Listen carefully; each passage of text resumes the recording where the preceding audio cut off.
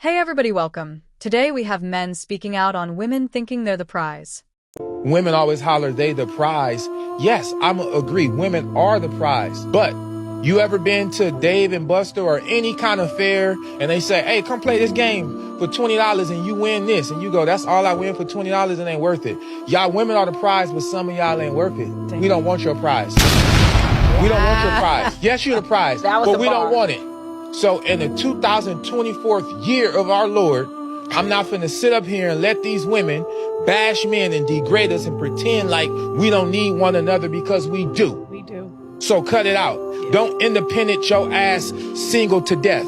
How can girls show their worth in today's modern dating society? I think the main issue guys run into is girls who have a very pretentious attitude towards dating. Like, I'm the prize. If you can't deal with me on my worst day, you don't deserve me on my best day. And they almost try to make it difficult for guys to meet them, and then they make aggressive or mean comments on the dates. I think just if you're interested in a guy, you think there's a chance with him, just be pleasant. Allow him to take the lead and genuinely take an interest in his life rather than putting up this artificial shield that's trying to push people away. And guys could probably use the same advice too. No, that makes sense. I have a lot of girlfriends that are still single and they don't know what they're doing wrong, and a lot of times it's this attitude they have. There's no good guys out there. There's no good guys out there, and bro, you need to change your attitude. Stop acting like you're this amazing thing and start actually getting to know the guy. Society, women are taught from the time that they can even start to speak what it looks like to have standards. Don't go for this from a man. Don't allow a man to treat you this way. Don't allow for a woman to treat you that way. But as men, those things are not as often taught. Men are not really taught to have standards. They're just taught to meet the standard of what they're supposed to be for a woman. They're told how to support. They're told how to provide. They're told how to be tough. They're told how to be strong. And even in some of those ways, they're toxic. But I want to provide an alternative perspective. Men, we have to have standards too. It's okay to have red flags that deter you away from a woman. It's okay to not allow for a person to be a certain way just because they're beautiful or just because they have a couple of good qualities over here. You don't have to settle for what makes you unhappy because society deems it as acceptable. You do not. And one thing that I want to talk about today is, as a man, when choosing a woman, don't be fooled by the honeymoon phase. And I'm not talking about the honeymoon after marriage. I'm talking about when you first meet a person. And women, you can take from this too. When you first meet a person and they're checking off all the boxes, everyone can do that.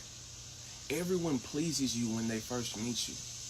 Don't jump into a relationship, or for even more severity, don't just drop down on a knee and propose because you've had a good couple of weeks or you've had a good first 2 months with a person.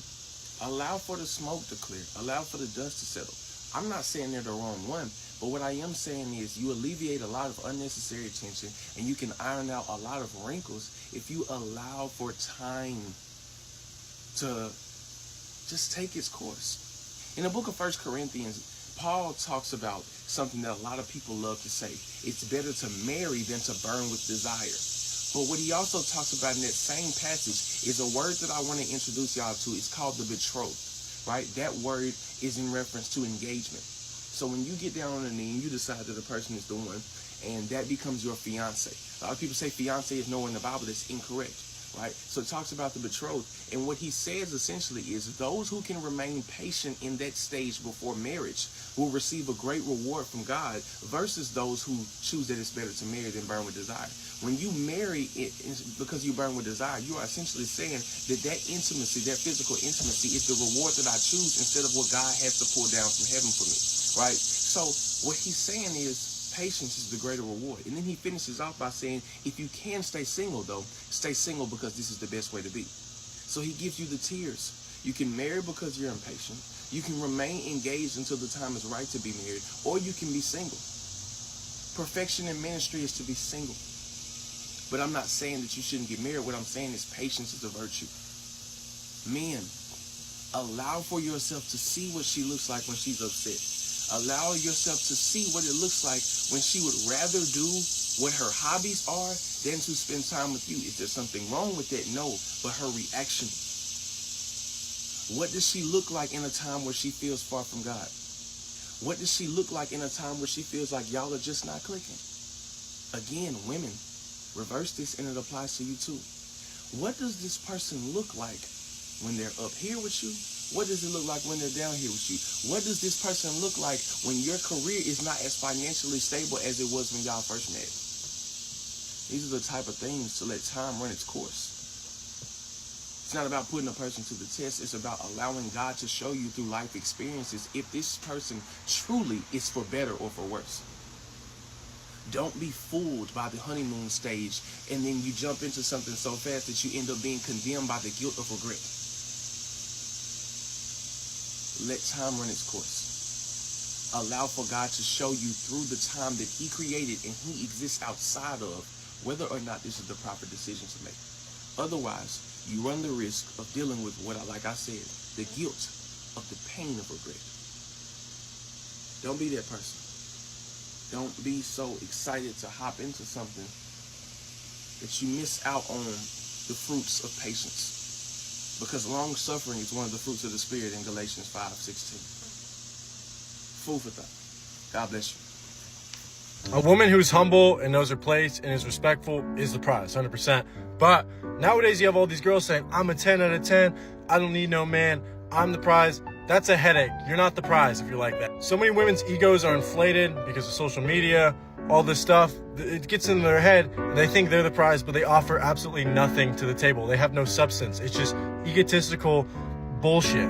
If you're supportive, if you're loving, if you're kind, that's the prize. That's what a man needs. A man needs a woman to be successful majority of the time. Someone that's backing him up, someone that's always going to be there, isn't just in it for the money, isn't just in it for whatever, the clout, the status, is there to support. That's really hard to find nowadays. A lot of women are just in it for the money, in it for the status. They're using men. And it's very sad to see because a lot of the times men don't realize it. By default, a man who is supporting you is the prize. But it could go both ways. If you're there, like I just said, if you're there supporting your man, always being there for him, that is the prize. That is the number one prize right there. Women aren't the only prize. Men are prizes Yes, she too. is. Women are we have intrinsic value. We are the prize. Like, What? Men go to work for women. Wait, what? Yeah, why do you go to work? To I go pay to- bills for your woman. No, in the for future. myself. A woman who says, well, I ain't got to work no more. I won't do nothing. You just take care of me. I'm the prize. You just take care. I don't want to cook. I don't want to clean. I don't want to do nothing.